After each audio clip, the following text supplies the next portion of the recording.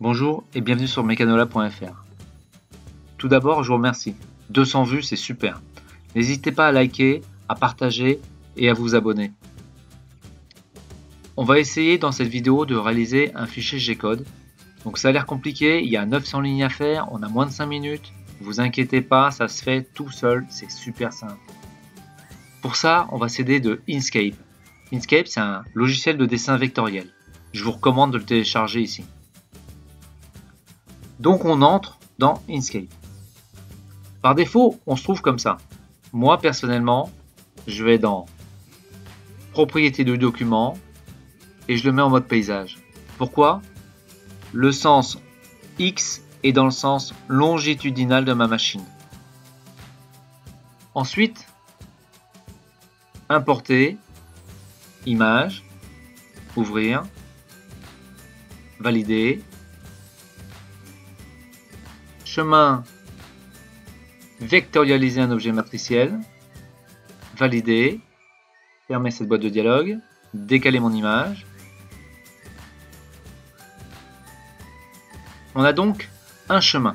Comment on s'en aperçoit? On a une multitude de points. Je vais créer un texte, Mekanola.fr, on fait CTRL A, je le mets en gras, je choisis la police, je l'agrandis. Là, on n'a pas de chemin. On va passer ça en chemin. Objet en chemin. Maintenant, c'est un chemin. Je prends mon ensemble, je fais un alignement, j'en fais un groupe, CTRL G. On va directement créer des points d'orientation. Donc, le fameux plugin. G-Code Tools,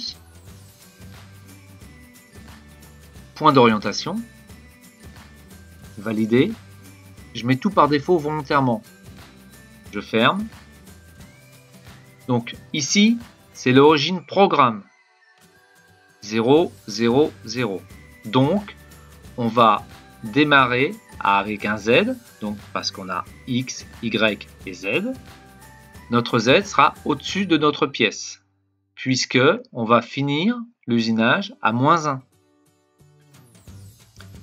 Ici, on a 100 mm, c'est ce qui nous permet de modifier notre échelle. Mais comme nous, on l'a positionné par défaut à 100 mm, notre échelle sera identique à notre dessin. Donc, X, Y et Z, on pourrait la modifier. On peut rentrer ici et la modifier comme ça. Là, on fera un usinage qui se terminerait à -5 mm. Ça, c'est la profondeur finale de l'usinage. Pour nous, on reste à -1, c'est suffisant. Je prends mon dessin,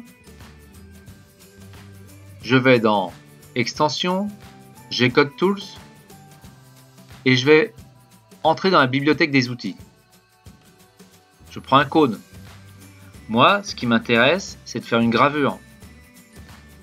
Valider, appliquer,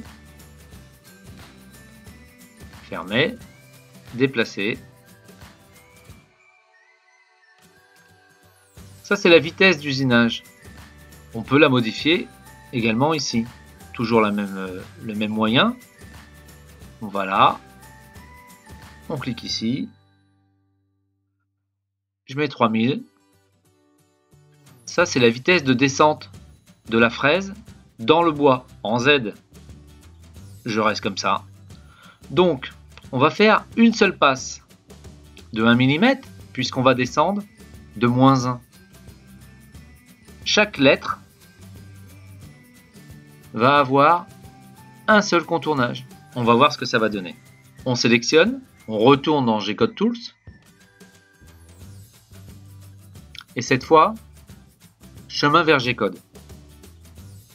On a modifié les préférences en donnant un nom de fichier. Ce nom va être incrémenté. et il va se trouver dans /home. Pour vous, ça doit être à l'endroit où vous avez installé Inkscape. Pour moi, ça va être D/home. Je décide de mettre 4 chiffres pour le post-processeur. Je laisse tout par défaut et je valide. Je ferme la boîte de dialogue et je vais dans /home. On a créé ce fichier. Je l'ouvre. Voilà mon fichier G-code. Donc, on a un plan de dégagement à 5 mm, une vitesse de pénétration dans le bois de 100 mm/min, avec une vitesse d'avance de 3000 mm/min. On va faire un usinage en Z de -1 mm, et ceci correspond à une lettre. Donc, normalement, c'est le R. On ne peut pas le savoir. Moi, je le sais parce que je l'ai déjà fait. On va remonter à Z 5 mm, donc notre plan de dégagement est tout le temps le même. Ensuite, on va refaire une deuxième lettre avec les mêmes paramètres de pénétration dans le bois en Z et de vitesse d'avance en X et Y. Ainsi de suite. Donc maintenant, on va faire un usinage virtuel. On va voir ça tout de suite avec Camotic. J'ouvre Camotic. Voilà Camotic par défaut. Je fais Fichier, Nouveau projet, File, Open de projet. Ce qu'on a réalisé, ouvrir. On est en métrique, OK, et voilà votre usinage virtuel qui commence dès que vous appuyez ici. Donc comme je vous disais, on commence par la lettre R. On pourrait choisir le sens de l'orientation. Je vais accélérer un petit peu le mouvement et on va en profiter pour faire le point. Alors, qu'est-ce qu'on a vu? Que fabriquer une machine à commande numérique, c'est assez facile. Qu'on peut récupérer beaucoup d'éléments.